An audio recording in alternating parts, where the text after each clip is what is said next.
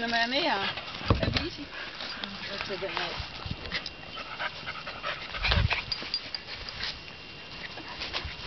Det kan godt være, det ikke.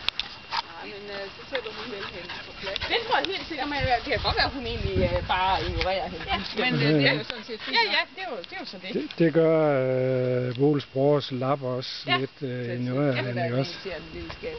Det bliver jo nemlig... Ja. Men hun opfører sig jo smukt, altså kæmpe over for hende, fordi det er jo mere lige at slikke hende lidt og sådan noget der. Ja. Synes du, hun er for ung, hva'? Så kom herud, hvor du kan løbe væk.